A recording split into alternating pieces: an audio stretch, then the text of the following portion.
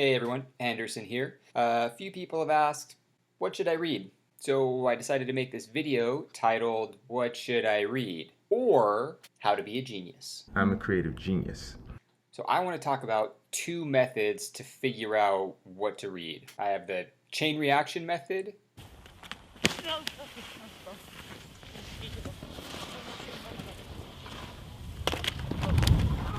and the intellectual family tree method. First, the chain reaction method. You can think of this method as like a chain reaction of explosions. Take, I think, 40 Mentos, pop them in. Whenever I read something, I always make a note of the things that are interesting to me that I might want to learn more about. Okay, so this is like a visual representation of what I'm doing to fill my note cards. So over the weekend, I listened to an episode of a podcast called The Portal, hosted by Eric Weinstein. Eric Weinstein had a guest on the show named Daniel Schmachtenberger. And in this episode, they talked about all sorts of stuff for hours on end, ranging from politics to sociology to media. I thought it was interesting. And as they were talking, I made a note in my phone about things that they mentioned that I might want to learn more about. Those things were the Dunbar number, Girardian conflict, an actress named Jean Seberg, and Russell conjugations. Now, all this stuff is kind of like, it doesn't make any sense on its own, but in the context of how they were talking about it, these were things that I thought I might want to learn more about.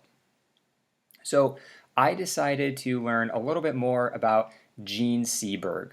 What they said in the episode of The Portal was that she was an actress from the 60s and 70s who was actually targeted by the FBI because of her associations with the Black Panthers, and the FBI didn't like that, so they decided to, and I quote, cheapen her image. And so what that means is they spread all of these rumors about her and fed these stories to the news media in order to lower people's opinions of her, basically.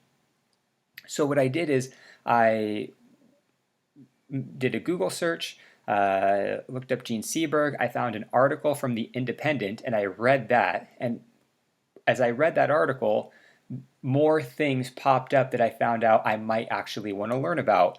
Those things were French New Wave cinema.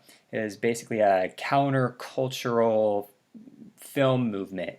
At the time, they were rejecting traditional filmmaking methods and experimenting with new ways of making movies and new ways of telling stories. And I think that countercultural element is kind of cool, so I made a note of that to explore that at a later time. The article also talked about the Black Panthers. That's a topic that I don't know a lot about, so I thought I might be interested in exploring that further. It's a complicated topic and from a very interesting time in history, and that's something I might want to learn about, so I made a note of that to go explore that further later.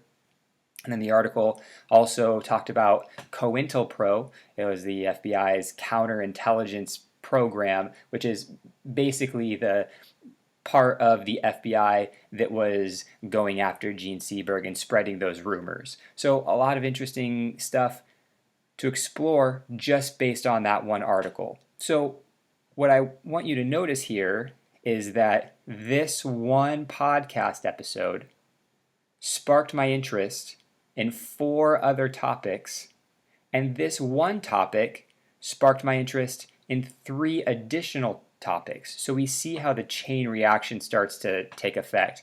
Now at this point, I might go back to the Dunbar number, and I'll go set up a Google search of this and see what I can learn about that. Maybe learning about the Dunbar number sparks my interest in 2 additional topics, and I don't know what those are yet because I haven't explored it. Similarly, maybe the Black Panthers will spark my interest in another additional topic. Coming down to Russell conjugations will spark my interest in an additional topic. Maybe as I explore French New Wave, 3 new topics will interest me, and I can explore those at another time. And it just goes on and on.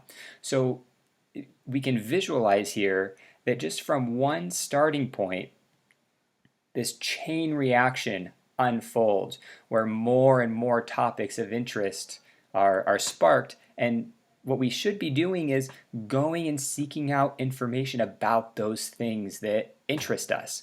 So that's the name of the game with this assignment.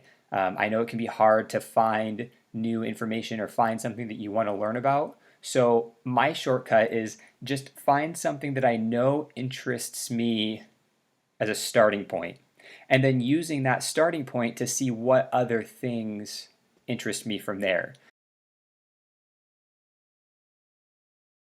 I hope this was a helpful video in terms of figuring out how to explore your interests and figuring out what to read next.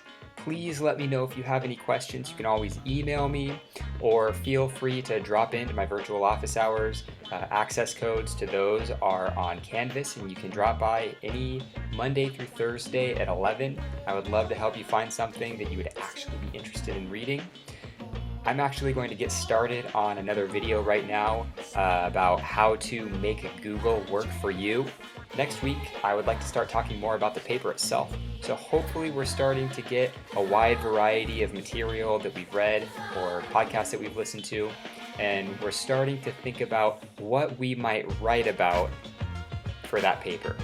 Okay, that's it for today. Until next time.